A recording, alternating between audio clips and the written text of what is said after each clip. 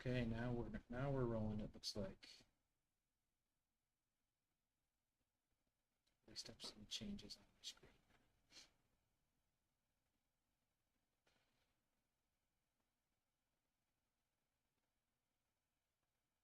I don't see it. I see us on Facebook. Oh, there we go. Are we live on YouTube? I still don't see us. So Okay, I see us on both sides. Okay, I see us on YouTube. Hallelujah. I'll watch Facebook. You watch YouTube? Oh, crap, I super look like Drew Carey today. Can they hear us as well? Awesome. Per the usual. Hey, we're real. Okay, I just don't see anything on Facebook. But I'm gonna put myself here. There we go. Welcome everybody. I'm Ted. I'm the head of marketing here at Inergy. I'm Jared. I'm a president here at Inergy. The president. The president, I guess. I know. That sounded weird when I said A. So we are really excited to be back on a live stream with all of you. And we're especially excited for the reason that we are on a live stream today. We are here to introduce a new product to you, a product called the Kodiak X2 portable power station, portable solar power station. And the Kodiak X2 is a new all-in-one power station. It is designed to be extremely portable when you need it, when you need portability, and very powerful when you need a lot of power. And so we'll just dive right in, and we're gonna tell you some of the particulars, some of the details about the system, and then we will take all of your questions. So first of all, I want to introduce the concept of dual link technology.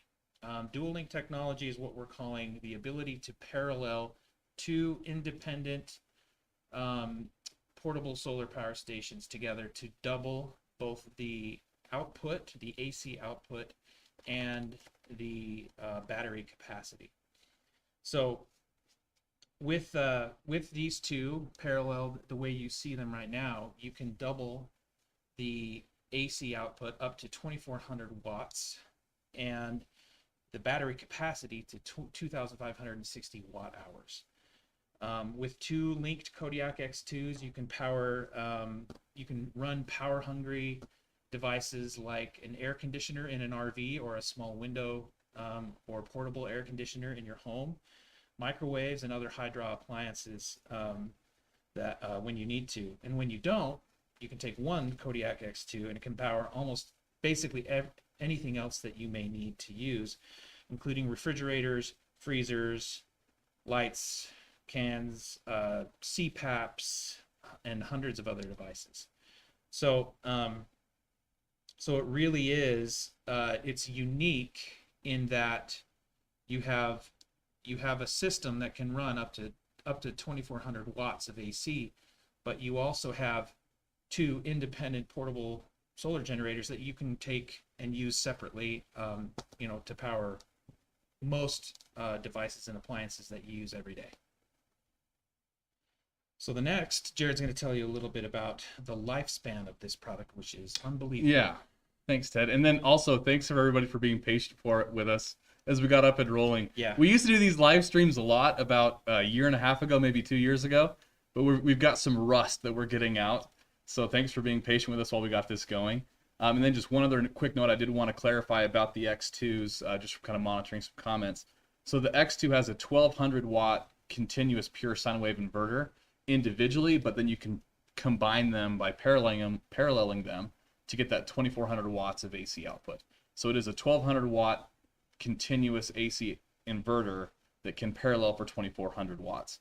It does have built-in overload protection, which I think is of note, where it will allow you to go up to 1,700 watts for a second if you have a larger load, or 1,500 watts for about a minute, 1,300 watts for about 3 minutes, or a starting surge clear up to 2,400 watts for just a starting surge for like a large motor or something like that. And then when you parallel the systems, they do everything doubles. So instead of getting just 2,400 watts continuous AC, you also have a starting surge capable of double that as well. So it's a really cool system. So the charge cycle thing that Ted brought up, that's a great point. So for years, customers have been asking us about lithium iron phosphate battery chemistry. We've done lithium NMC in all of our systems to date. We really like that. We really like that chemistry, and it's a great chemistry. But honestly, bar none, that's our number one request that we've had for the last, I'd say, 3 years, is getting a lithium iron phosphate system, just because of its impeccable safety record, its long lifespan, and its charge and discharge characteristics. So the X2 does have a lithium iron phosphate battery included in it, and that does offer a 6,000 charge cycle life expectancy. That's pretty crazy. That's double what any of the competitors have. So that's a way to kind of think of that. A charge cycle is when you discharge a system from 100% to 0 and then fully recharge that. That's one charge cycle. So if you cycled this battery once a day, every single day, it would last like over 16 years, I think is what the math shows on that.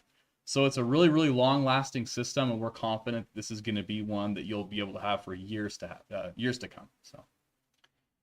So then AC charge time. Let me talk about that. The Kodiak, I think Jared mentioned that it has a hybrid inverter. That's what allows one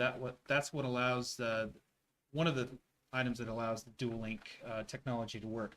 But the hybrid inverter also allows us to charge the battery extremely quickly. So the 1260 watt hour battery can charge from 0 to 80% in about an hour. It can charge from 0 to 100% in right about 75 minutes. So it's a 1,000 watt charge rate, and it's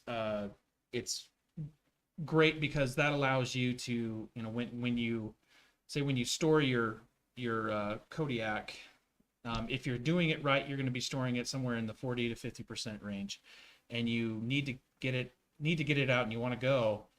You can do that really quickly. You can charge that battery from 40, 50 to full really quickly. And so you have the access to the power much sooner. So that's a major benefit of a really fast charge time. So Jared mentioned that one of the greatest requests that we had was for lithium iron phosphate. I would say a very close number 2 or tied for first was refrigeration backup. Yeah, so over the years, we've had lots and lots of customers that have given us feedback that they're purchasing our systems to power their refrigerators or their chest freezers for power outages. That's a pretty common thread. I think everybody's had some food spoilage caused from a power outage before, and that's what a lot of people are buying our systems to use them for. So this system is really unique in that it is a UPS system. Now that stands for uninterruptible power supply. Basically, the way that this system functions is that if you have the AC cable plugged in, it's the same cable you use to charge the system. If you have it connected to the side of your X2, and then you plug, like, let's say your refrigerator into the front of the X2, it's just allowing that AC power to bypass or pass through the system without actually taxing the inverter very hard at all, and not the battery at all. And then as soon as the power turns off, it switches immediately over to using battery power. And it does it insanely fast. It's like 10 milliseconds. So if you see this in like a light bulb test, it's literally just the faintest blip you can barely see. And when you see that, that's when you know you're on battery power. And then as soon as power is restored, the inverter will sense that, begin recharging your battery and powering the load, your refrigerator, with AC power from the grid. So the UPS functionality is really, really awesome for refrigeration and coolers. I really kind of look at this as the most elegant and game-changing feature of this system. Having that functionality is a major thing that our customers have wanted to use before, and now we have a much more elegant solution for it. So one of the big things, I know we talk a lot about gas generators. Gas generators, while they do have auto on, auto off, if you have like a really large primary gas generator that has to be wired into your home, the difficulty with a lot of those systems are, again, you have to worry about your fuel being stable, the maintenance required for a gas-powered engine, the fumes, if you have gas or not. With this system, because it's solar powered, you can literally have this sitting in your garage beside your chest freezer, plugged in and ready to go, and have solar panels mounted up on your roof or on your yard or wherever you wanted. And as soon as that power goes off, your battery's got the freezer, it's powering it now, and then solar panels are powering your battery. So it's really an indefinite solution. So it gives, I think, a lot of confidence in knowing that if you have one of these, you don't have to worry about food spoilage. Similar to that, I guess, one other thing I do want to mention when we're talking about refrigeration, obviously, food is one aspect of it, but keeping insulin cold for diabetics is a requirement for the insulin to be stable and to be good to use. A lot of people have medications that have to be refrigerated, so it's kind of a nice thing to be thinking about if you're into emergency preparedness, that you have a system that can back up your refrigerator so that your medications stay good in a power outage. I know we're kind of coming into hurricane season. Fire season's already going in California. A lot of those things are worth considering when you're thinking about purchasing a system like this, that you have that functionality. One thing I want to mention, and forgive me if you did mention it, because that was great. But it's worthwhile to call out the difference between a UPS and an EPS. And it was actually one of the commenters, Mike Briney, thanks Mike, mentioned that 10 milliseconds is pretty quick in comparison to many of the competitors. It's important to note the difference between a UPS and an EPS. A UPS is an uninterruptible power supply, and you can only call your system a UPS if it transfers power within 10 milliseconds. An EPS is an emergency power supply, and you can call your system an EPS if it transfers in 30 milliseconds. And so this is, just to be clear, a true UPS in 10 milliseconds. It actually brings one thing to mind that I should have mentioned. If you do have data that you want to back up with like a gaming PC or a regular PC or a server, if you have that at home for a lot of your sensitive data, this is a data sensitive system. So if you have data that needs to have constant power, this will protect that. And EPSs are really more for, they're really just emergency, and they don't really offer any other benefits. A UPS system also conditions power from over voltage, under voltage, things like that. So it does act as a little bit of a power regulator as well, which is kind of a nice benefit. Not like a primary thing, I would say, but a side benefit. So sorry to... No, that was great. And I forgive me again, but did you mention what would happen if they tried to use a regular solar generator the way you described with a refrigeration system? Yeah, good question. So we have had some customers come to us and say, well, can't I back up my refrigerator with the Flex or the Apex or the Kodiak before that? Yes, but your system would be dead in probably a year. It would not last very long. Those systems are not designed for that constant use.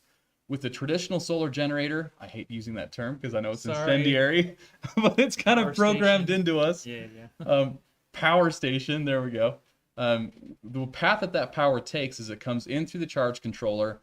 It's aggregated or stored into the battery, and then from the battery it flows to the inverter, from the inverter out to your device. So the whole time you're having that power coming in and going out simultaneously on a system like that, you're taxing every system really about as much as it could be taxed.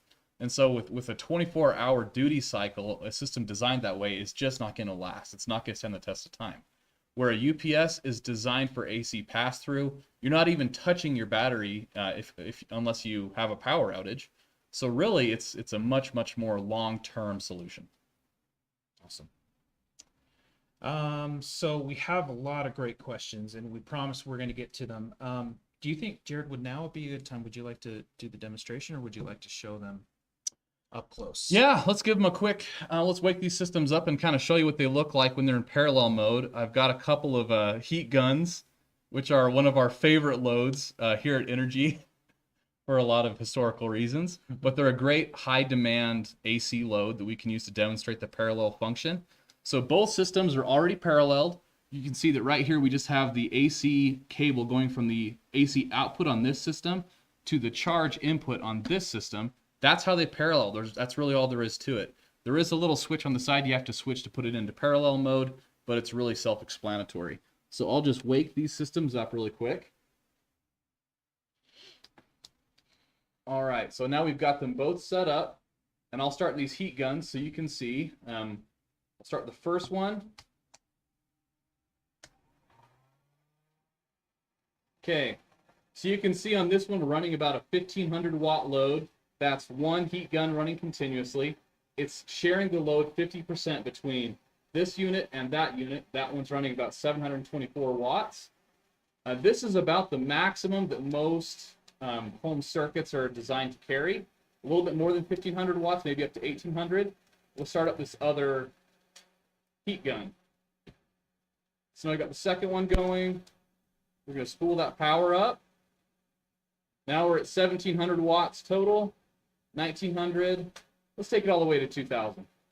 So now we've got a 2,000 watt load that's being run continuously by this system right here. This would flip any breaker in a traditional home circuit, and the X2 is handling it just fine. Nice. So really sorry, that was kind of loud. So when both systems are combined, basically what it's doing is it's sharing the AC load between the two systems. So you'll see about 50% of that load on this one, and the total AC load will be displayed on this LCD that's actually providing power to the device. Okay, so let's should we zoom in and show them up close, kind of the what it looks like? And, yeah, let's do the walkthrough. And a walkthrough of the ports. Sure. You're the man. All right. Try not to make this squeak too much. I'm going to unplug my heat guns here.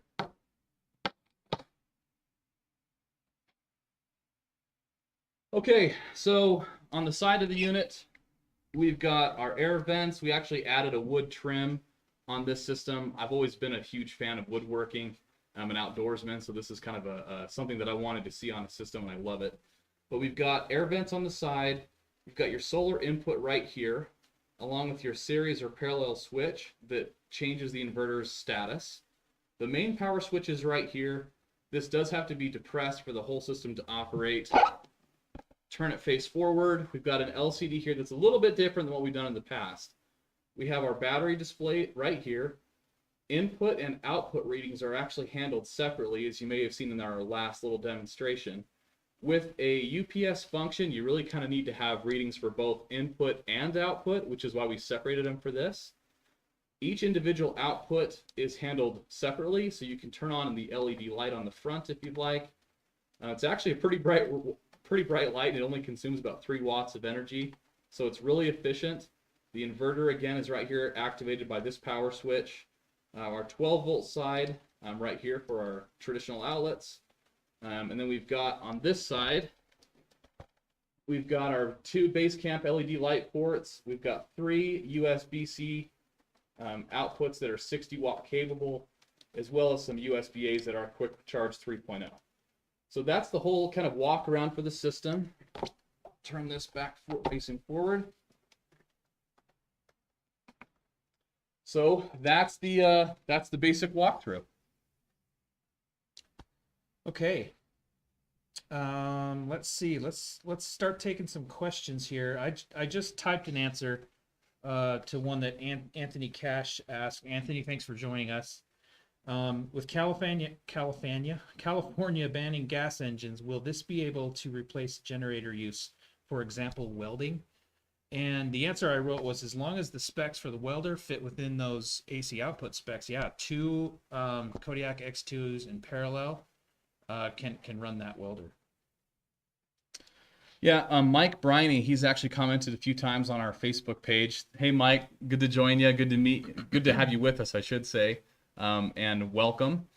So the proprietary connector on the DC PV import, it's not proprietary. It's called an EC8 connector. It's merely a high amperage capable DC plug.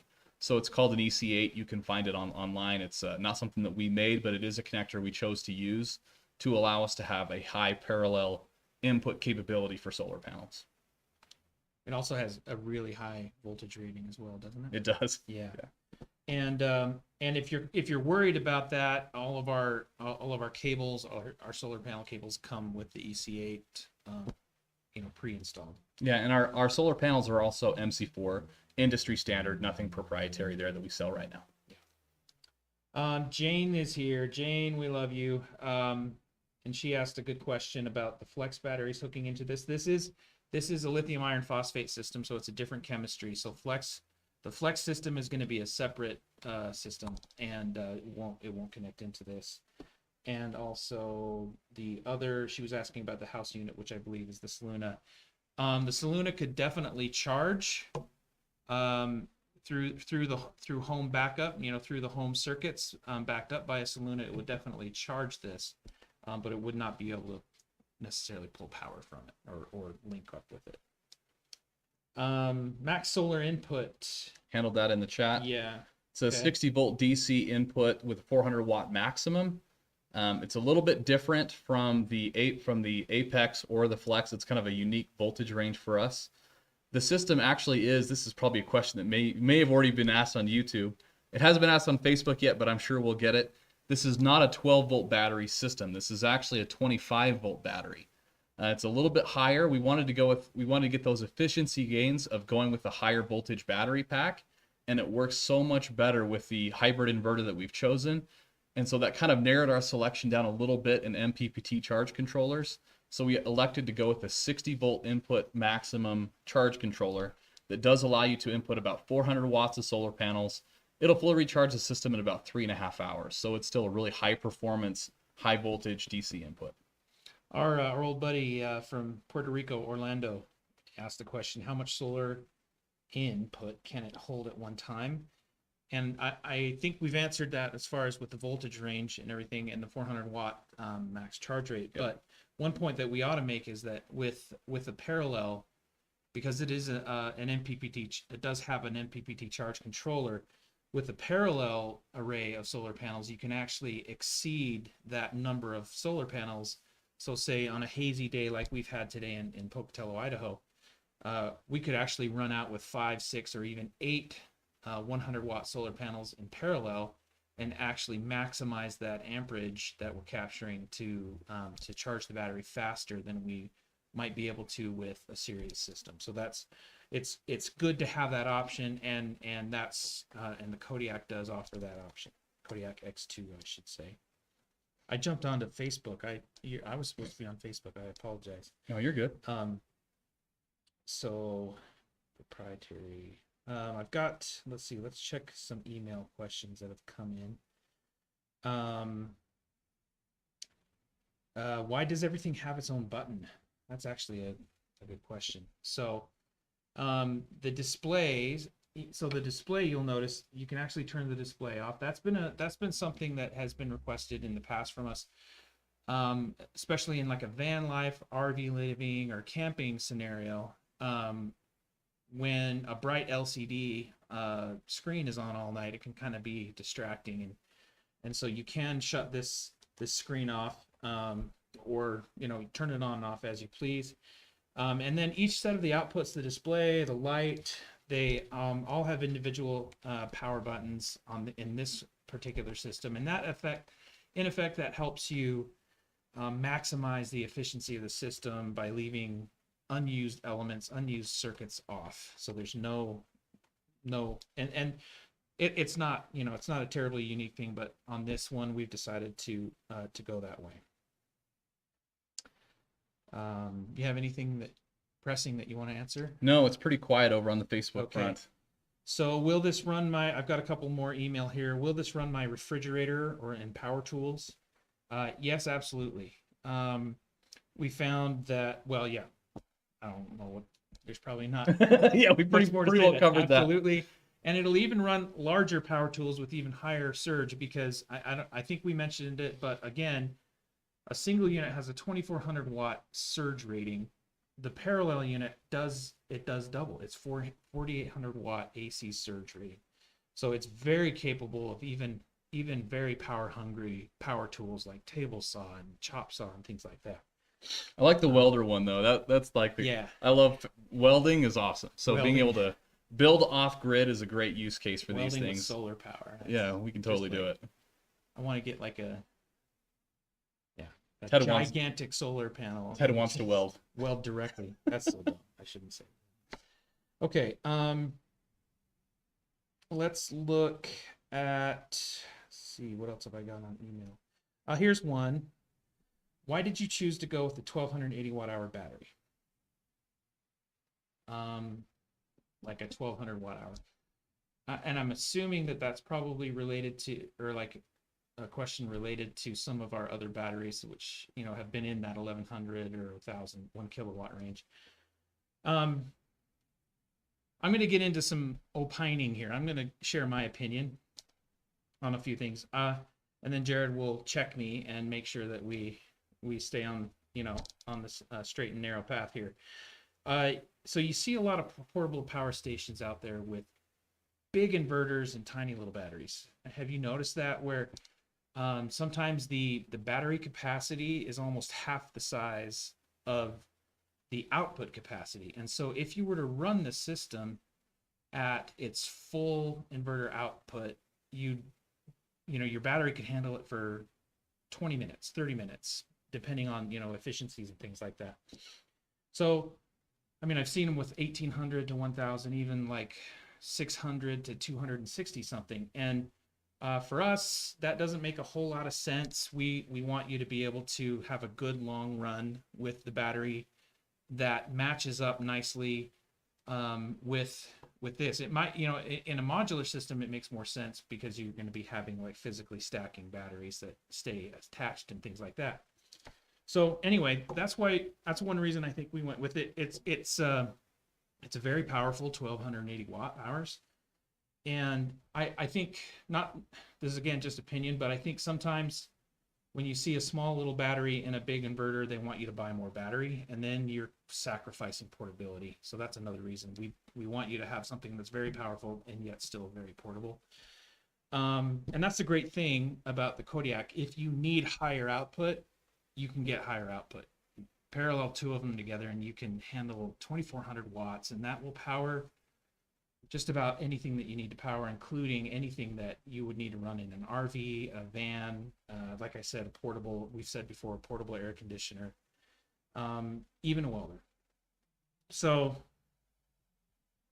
I hope that answers the question. Yeah, that was a great answer for that question. I agree with Ted in that. I think purchasing more inverter capacity, and when you look at the cost of various components in a system, an inverter is not really all that expensive, but batteries really are. And so when you start talking about these systems that have really large inverters and small batteries, they're trying to get customers in the door with a system that really can't function that great without having additional batteries put in. And we don't think that's great for a great customer experience. It's definitely not a great use case. So we kind of go the opposite, where we want to provide kind of a more matched experience with inverter output and battery capacity. And one thing I do want to note, I did have this question come in. When these things parallel, separate, like I guess differently than the Flex does it, you don't have to worry about battery balancing. There's no battery balancing to worry about. When you parallel these two systems, you're paralleling the inverters and thereby the batteries, so there's no need to wait for batteries to balance. That's not a concern with paralleling systems. So it's instant access to that 2400 watt power as long as you have battery capacity in both units. Similarly, Mike asked another question on Facebook that I want to take. Can you dual charge with a 400 watt PV input and AC wall charger simultaneously? That's a great question. Yeah. No, you can't. If you are in using the UPS functionality, basically, if the grid is there and you've got it plugged into the AC charger, it won't allow solar charging. But the moment that AC power is gone, if the grid goes down, it will now allow PV charging to come in, and you can be charging users using solar panels. Similarly, as soon as the grid comes back online, it will disable solar charging and recharge itself using the grid and use that to power the load that you have connected to your system.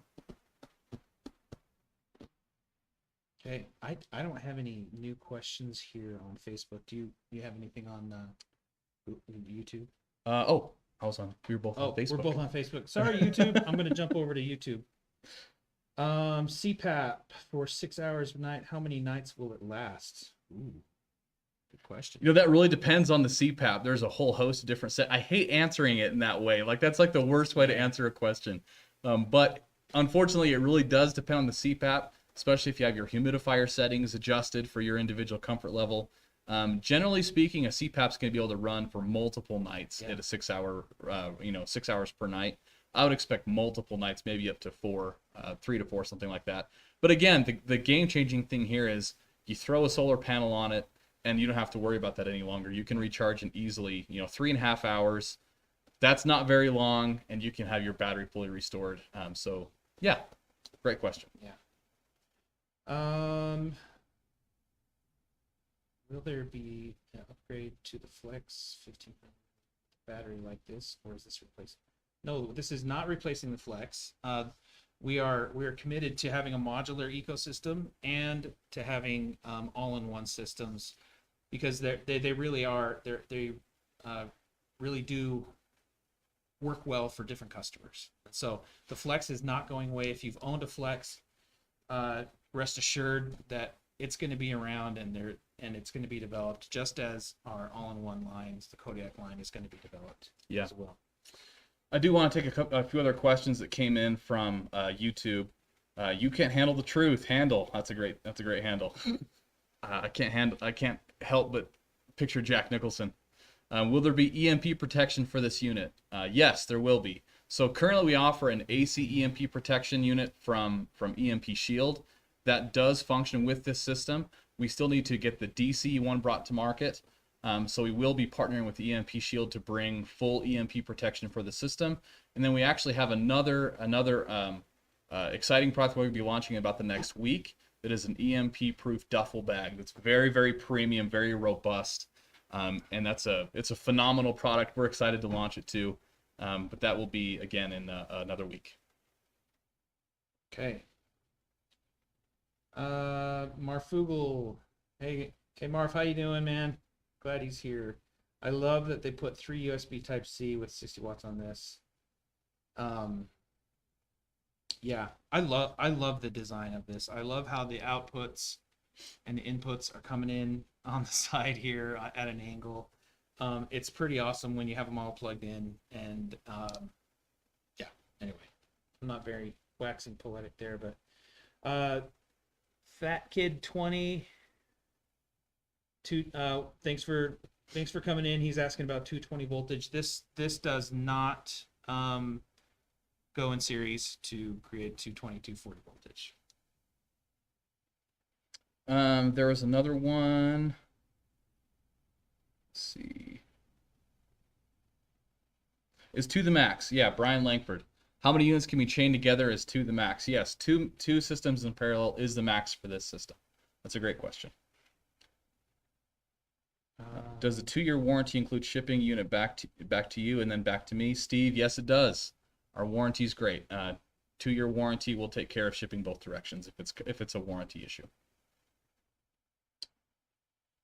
Carport power. Will this X2 use the cookware that needs there? So I'm not sure. I don't know the answer to that one. The DC output. Yeah. Yeah, it is a 10 amp maximum. So if you have DC cooking appliances, depending on their settings, they may not be able to work with this system. They may be better designed for like the Flex DC especially. And they may work better with the Flex. It really just kind of depends on your application and the settings on the unit itself. Yeah, if you're a heavy DC user, you really may want to look at the Flex DC, which is now in stock. We just got a funny question. What is the price? We do this. We did this for 40 minutes and didn't even handle that. So it's $12.99. $12.99 online right now. We're expecting these to ship the first week of December once the order is made, and we'll have them in stock definitely by Christmas time, before Christmas time even. So if any of you are looking for early Christmas presents, hey, I recommend this one. So go to energytek.com. You'll find it. It's all over the main page, and all of the specs are there. Davey USA. Question, can it be used to power while charging via the solar panels? Yeah, pass-through charging, no problem using solar panels. And then also A Hobbit asks if we can ship to Alaska. No problem, we can ship anywhere in the world. It just really depends on, it can get really expensive because these are hazmat shipments. So I would be, kind of expecting some sticker price shock, but it is kind of expensive. What is the employee discount code? Who is that? Oh, that's great. I think you may be confusing folks in that you need both of these units to to be able to run things like an air conditioner, not just one. You have to buy 2 to do that. Jim digs 1. Yes, that is true. To get 2400 watts of AC, you need to have 2 and run them in parallel. Mm-hmm. Will there be packages that have solar panels as a starter kit? Yes, absolutely. We actually have 3 different panel options now. We have our storm kits. The storm panel is a very traditional tempered glass and aluminum frame panel, very straightforward, very traditional. You can get up to 4 of those to power this in about 3.5 hours. We have our Ascent solar panel kit that's a folding suitcase style solar panel. Then we also have a brand new panel called the Trek. We'll have a separate launch video for that product here in probably a week. We don't want to take away from the X2 launch. But we do have a folding 200 watt ultra lightweight panel. It only weighs about 18 pounds. It's a really nice thin film panel. It's great. And we have 2 different kits for all those panel options. So a total of 6 different kits. It just depends on what your solar needs are in the application for them. Eric Staines, we love you too, man. Thank you. Steve is asking us to compare to an Anchor 757. Without having that sheet in front of us, I mean, you gave us a little bit of context there. Yeah, no parallel capability, only 3,000 watt cycles. Looks like their warranty is different. I would read the fine print on that warranty. Just make sure you know what it's really promising, as you should with ours. But yeah, as far as like going in a head-to-head, again, there's so much competition out there. There's so many companies from overseas that are putting a brand name on their products and sending them into Amazon. It would be impossible for us to compare all of them. We're just going to try to do the best job we can in giving you information and being straight with you and letting you make your decisions. We're going to try not to knock our competition. I'm just going to take a quick question from Richard. What kind of AC charging does the unit come with? This does offer a 1,000 watt AC charge rate. It's just literally this cable right here. You don't have a brick or anything like that. It's a hybrid inverter, so all that charge circuitry is built in. Plug it into your wall, and you've got a 1,000 watt charge rate. It does it lightning fast. 0 to 80% in a little bit less than an hour, and 0 to 100% in just over an hour. I think it's about 75 minutes. So really, really fast AC charging. Wade just hopped in and said, love the design. The specs are awesome. I can't wait to make my order. Tell KJ I said, what's up? KJ says, what's up back to you. KJ's awesome. And that's one thing I want to say. KJ is just one of our customer service and support techs. And he's here Monday through Friday, ready to take your questions, speak to you on the phone, and help you walk through whatever questions or concerns or tech support issues you have. And that's something that we offer that I think is pretty unique, and I'm proud of it. So yeah, I'll leave it at that, I guess. Wayne asked, it looks like you got it in the chat there, Jared, but yes, Wayne, there's a GovX link on the checkout page, and if you use that, you can get your government discount, your military discount. Thank you for your service. Yeah, I want to spend just a quick extra minute talking about that. So this is a first responder discount I believe it's 5%, correct? Yes. 5% off offered through GovX, and it's for any first responder. So if you are a first responder, please take advantage of that. It's really a thank you to you from us. It's something that we can do for our first responders that keep us safe, and we really appreciate it. So yeah, GovX all the way. First responder discounts are something we feel strongly about. So there's a great question from Marth. If we already have a Flex or another Inergy product, can we use, and I'm gonna paraphrase, but same cords, solar panels, and things like that with this? And the answer is yes, but check with us, call us, and we'll get you set up with exactly the right equipment.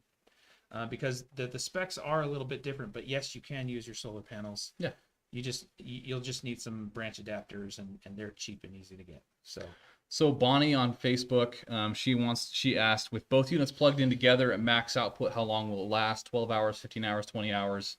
That's a really great question, and it's if you're maxing out the AC use at 2,400 watts continuously, I would expect that to run You're going to have a little bit of efficiency loss in the inverters. That's a pretty large load. I would expect somewhere in the neighborhood of 45, 50 minutes, something like that, because that's going to be about, max AC output for the whole battery capacity.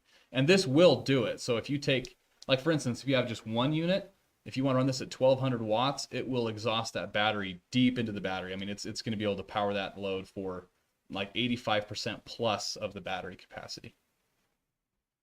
Wow, YouTube is just lining up. You guys are awesome. Thanks for joining us and just being so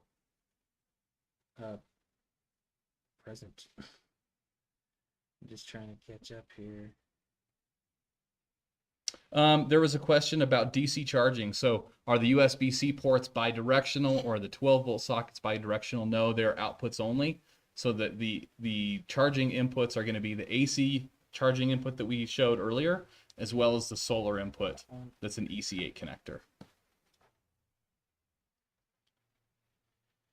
Jim C, thanks for contributing to that. He mentioned his experience of shipping it to Mexico and ordered a litter robot. I'm just reading this off for the people on Facebook. Ordered something called a litter robot, and he said the shipping fee were about as much as the unit, plus he had import fees.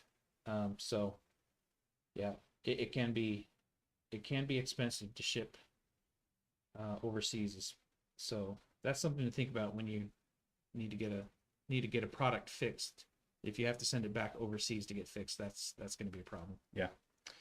Another question on it, want to take from YouTube. Orky, can this be charged from an auto 12-volt cigarette lighter socket, something like that? Could you have a car charger essentially? Currently, no, we don't have a car charger with it, but one is in development right now. I imagine we'll have it before this thing's in stock, if not shortly thereafter. So we do have a car charger in the works for it. Who is Zippy the Unicorn? We got to figure this out. He's the one who asked about the employee discount. Now he's asking about, does Boy Scouts Will this power my qualify as a first responder? Oh, a Hobbit, do I need 2 of these to run just a refrigerator and a 500 cubic foot freezer? That's a great question. It really kind of depends on their starting surges. So a freezer and a fridge both have a compressor. I think most people know that. When the compressor fires up, it has a really large starting surge.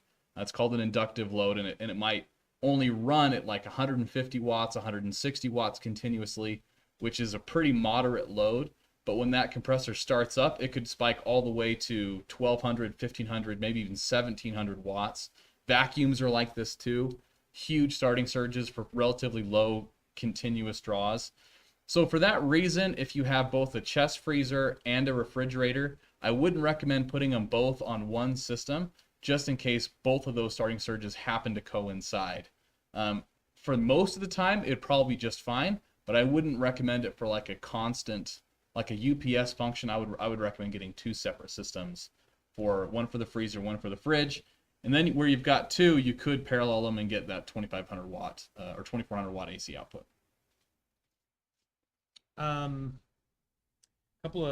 There's a couple of good questions on Facebook that might be a little bit beyond me.